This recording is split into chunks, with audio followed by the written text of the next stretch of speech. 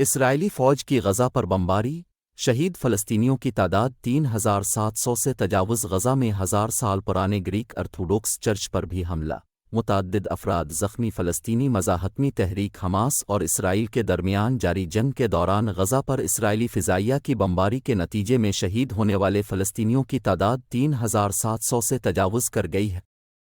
عرب media reports کے مطابق غزہ پر اسرائیل کی بمباری سے جمعرات کی شام تک 24 گھنٹوں کے دوران مزید 307 فلسطینی شہید ہوئے۔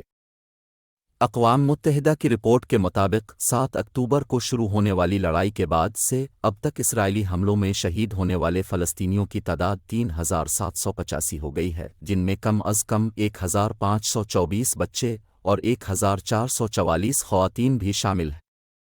فلسطینی وزارت صحت کے مطابق اسرائیلی حملوں میں زخمی ہونے والے افراد کی تعداد 12500 تک پہنچ چکی ہے۔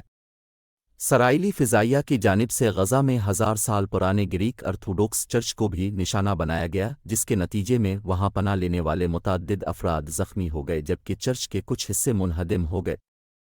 چرچ کے نگران فلسطینی مسیحی ابراہیم جہش نے بتایا کہ جب دھماکہ ہوا تو وہ وہاں موجود تھے اور اپنے خاندان کے ساتھ وہاں پناہ لیے ہوئے تھے۔ انہوں نے کہا کہ بہت سے مسلمان بھی علاقے میں اپنے گھروں سے فرار ہونے کے بعد چرچ میں پناہ لے رہے تھے۔ ان کا مزید کہنا تھا کہ ہم جنگ نہیں چاہتے، ہم امن چاہتے ہیں۔ غزہ میں مقیم مسلمانوں اور عیسائیوں کے لیے دعا کریں۔